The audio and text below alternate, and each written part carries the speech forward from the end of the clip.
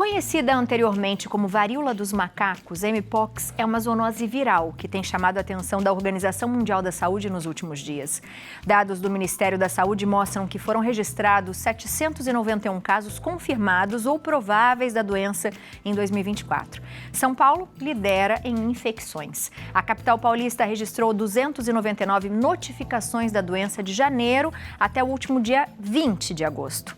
Para a gente falar sobre o assunto, a gente recebe a infectologista a doutora Janaína Rocha. Boa tarde, seja muito bem-vinda, doutora. Olá, tudo bem? Boa tarde. Boa tarde. Seja bem-vinda. Obrigada. Muito obrigada a você pelo convite. Quando a gente começa a falar, né, dessas doenças, das viroses, de contágio, acho que todo mundo já começa a ficar preocupado, como o Covid, que a gente achava que não ia durar tanto tempo e durou muito tempo. Quando a gente fala da Mpox, o que a gente está falando, doutora? É algo parecido ou é totalmente diferente? Então, vamos, antes de mais nada, contextualizar, né? Então, a doença do Mpox, ela não é uma doença nova, é uma doença antiga. Ela foi descoberta a primeira vez em 58, em 1970 foi o primeiro caso descrito em humanos. De lá para cá, houveram alguns surtos, né? Então, por exemplo, na região da África, a gente tem um quadro clínico endêmico. O tempo todo, a incidência da doença persistente. Quando chega em 2022, a gente teve um surto desse aqui no Brasil, com mais de 10 mil casos em 2022. Em 2023, esse número caiu, ficou estabilizado, 700, 800. Em 2023, isso volta a aumentar. E a gente já nem tem mais 700 casos, a gente já está na casa dos 1.000 casos, exatamente fechando a semana epidemiológica. Então, nesse contexto, a gente está no novo momento da doença, né, com uma variante mais virulenta, mais transmissível, com maior risco de letalidade ou mortalidade. Isso são dados que estão se importando da África para o restante do mundo. Então, diante dessa condição, a Organização Mundial da Saúde, ela emite um alerta, né, uma emergência de saúde pública. Para quê? Para que todos os países, de todas as formas, com comitês, eles se mobilizem, se organizem para que não haja propagação da doença. O Mpox, ele passa longe, inclusive, do modo de transmissão do Covid. Então, a gente não está numa pandemia. Então, não há, nesse momento, questão de pânico. Estamos, sim, diante de um surto, do aumento de incidência da doença e que se a gente, né, quando eu falo a gente, não é o governo, a saúde pública, é nós, na higienização das mãos, por exemplo, a gente pode fazer com que essa doença não se propague, se controle. Doutora, então como que a gente pode falar? Como que essa doença é transmitida? Então, o fator mais importante é o contato de pele com pele. Tá? É uma doença viral e o ponto principal é esse. Então, são aqueles contatos que você encosta por um tempo prolongado, pelo menos 15 minutos. Então, é durante o ato sexual, durante abraços, eventualmente durante beijos, a secreção, né? Questões íntimas com o sêmen ou a questão de secreção vaginal. E isso tudo em 2022 a doença ela estava se manifestando dessa forma. O que está alertando agora? A gente está tendo casos de Mpox na África em crianças. Né? Então, a gente tem mais do que o modo de transmissão, que até então era um contato mais íntimo dentro de casa ou no ato sexual, entre homens com homens, entre homens e mulheres, bissexuais, agora não. Então, já tem casos de crianças, inclusive com óbito no Brasil, não teve nenhum caso ainda, não teve óbito no Brasil, mas a gente tem essas questões da criança envolvida, por isso que chama a atenção.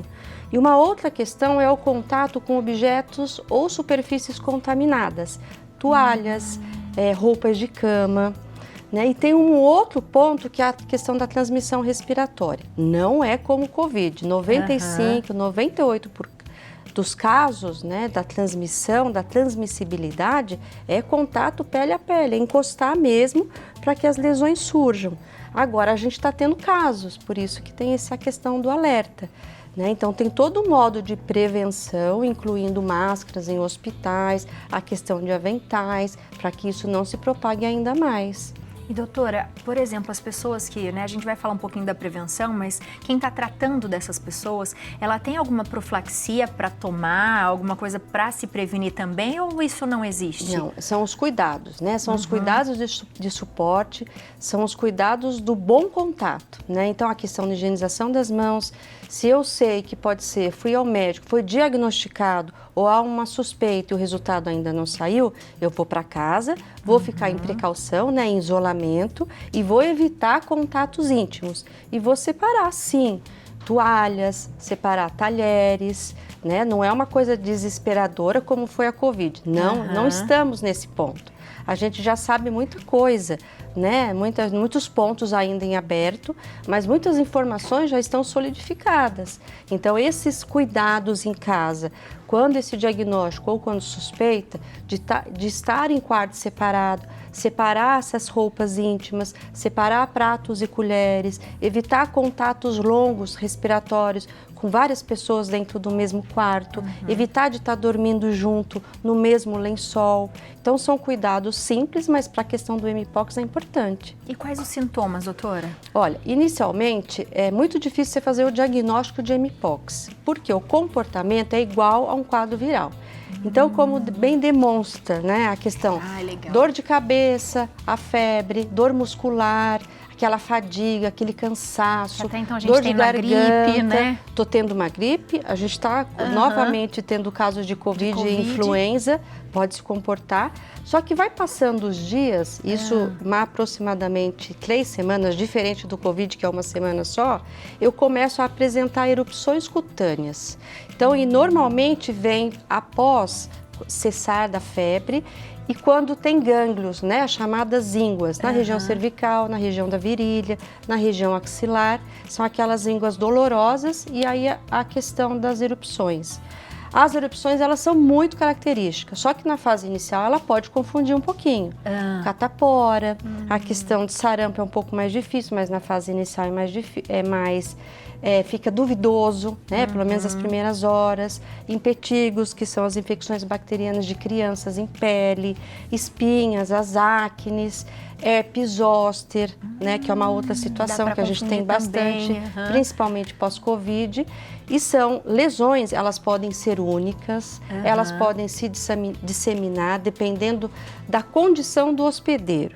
Então, por exemplo, se é uma pessoa, um hospedeiro, a pessoa doente, a pessoa infectada, ela tem alguma doença que diminui a defesa do organismo, pode estar em quimioterapia, alguma doença genética, pessoas convivendo com HIV/AIDS, por exemplo. A hora que o Molkey entra, que tem a disseminação da doença, isso pode, as lesões, elas se disseminam pelo corpo.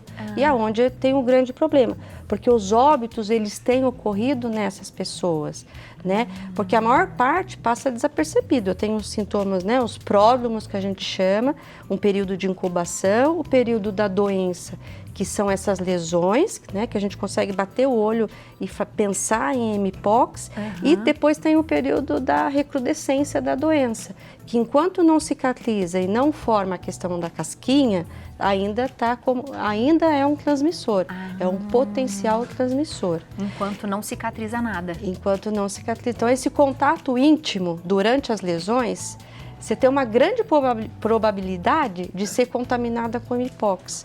E tem um outro detalhe, a gente tem visto em pessoas que fazem sexo com homem, pessoas convivendo com HIV, ou mesmo heterossexuais, são lesões que aparecem nas áreas íntimas. Então, na área genital, ou quando tem o sexo oral, você apresenta lesões também. Então, às vezes, a lesão fica única ali naquela região. Um outro ponto que apareceu muito em 2022 e 2023 foi a questão dos pacientes que fazem medicação para evitar o HIV, que é a famosa profilaxia pré-exposição. Então, a gente viu muitos casos em PrEP, né? As pessoas que não utilizavam adequadamente esse contato mais íntimo aparecendo. Lembrando que agora, em 2024, com essa nova variante, a doença está está se alastrando e com uma nova carinha. Né? Não é mais só quem tenha a intimidade do ato, né? Do contato pele a pele. Eu tenho crianças, A gente teve casos de profissionais da área da saúde se contaminando em hospitais, em laboratórios na hora da coleta dos exames. Enfim, a doença veio, está diferente, aumentou a transmissibilidade e tem um índice de mortalidade maior do que 22 e 23, por conta desse novo clado, né, que a gente chama, dessa nova mutação, desse novo ramo aí da questão do POX. E doutora, como é que faz o tratamento? Porque no Covid a gente tinha alguns, né? Você vai ter que ficar em casa, tomar no máximo um remédio para dor de cabeça, enfim. E agora? Seguimos esse caminho. Seguimos? Então, assim, o tratamento são sintomáticos, cuidado. Tá. Né? Então, o cuidado, ele envolve a questão de higienização das mãos, ele envolve a questão dos cuidados em casa para ver se a doença não está se complicando naquelas pessoas que eu falei, que tem um sistema de defesa menos apto para a defesa. Né? Então, essas pessoas têm febre, têm pneumonia, têm meningite, têm uveites, a questão das infecções oculares. Isso é importante, separar a questão de toalhas, roupas íntimas, lençol, e quando lavar normalmente com água e sabão. E a questão da vacina, né? A vacina é um ponto que o Ministério da Saúde já está em busca aí para comprar mais, né, doutora? doutora? De 25 mil doses é muito pouco ainda, né? Só que está tendo... Por isso que o alerta de saúde pública é importante, para que mobilize, né? Mobilize os fabricantes, né? Que não são daqui, embora tenha estudos em Minas Gerais já para essa vacina também. Então, isso é um fator importante. Agora, medicamento, só em casos graves, quando aquele paciente vai para a UTI, em situações de dificuldade de liberação da medicação. Tem um antiviral que a gente tem no Brasil, nos grandes centros, né? Emílio Ribas é um centro de referência, por exemplo, com o Tecovirimat, que é essa medicação antiviral. Só que são casos específicos de alta gravidade, com pacientes em UTI, e com ainda estudos não definidores da eficácia da medicação. Né? Então, apesar de não ser uma doença nova, ela está dando uma outra cara de adaptação. E os antivirais, né, que são os combatentes aí à medicação, elas também têm estudos para avaliação da sua eficácia. E a vacina, doutora, quem a princípio vai receber essa vacina? A vacina, ela parte do ponto que não é uma vacinação em massa, não há essa necessidade, exceto se realmente se alastrar de uma forma devastadora. Mas não é o que a gente os grandes cientistas, o mundo não está esperando dessa forma.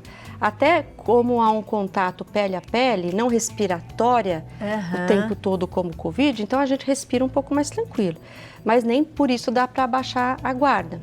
As vacinas, elas devem ser aplicadas naqueles pacientes com o sistema de defesa comprometido. Né? Então, por exemplo, 22 e 23 foram aqueles pacientes portadores de HIV e AIDS, e não eram todos, né? Somente aqueles que tinham uma quantidade de células de defesa, que tem um nome, que a gente chama de CD4, com um valor abaixo de 200. Então, eram aqueles realmente que estavam com a possibilidade mais vulneráveis de apresentar uma doença de maior gravidade. Né? E depois isso foi se aplicando, a cada 4 semanas eram 2 doses, isso se aplicou no ano de 22 e de 23. A gente não tem mais vacina no momento. Então a gente não sabe ainda quais os critérios que o Ministério da Saúde vai lançar a mão para aplicar nessas pessoas. Mas é o que a gente está esperando nesse permeio aí de hospedeiros, né? De pessoas para aplicação. Mas não vai ser, a princípio, uma vacinação em massa, até porque a doença não tem esse comportamento, como é o do Covid, por exemplo. Se previna. Muito, né? Assim, fique atento, se previna, atento aos sintomas. Qualquer dúvida, procure um médico, vá a um pronto atendimento, né, doutora? Fique se observando. Enfim, porque é algo que já existia, mas que está mudando. Como a gente sabe, as variáveis são assim, né? As mutações. Doutora, seja sempre muito bem-vinda. Muito obrigada, viu? Novamente. Um grande prazer estar aqui com você. Para nós também. Você explica tão didático que a gente vai pensando, é fácil, fica fácil entender, viu? Ótimo. Você de casa aproveita para seguir lá no Instagram, @jana.leite129. Um beijo. Obrigada, viu? Muito obrigada.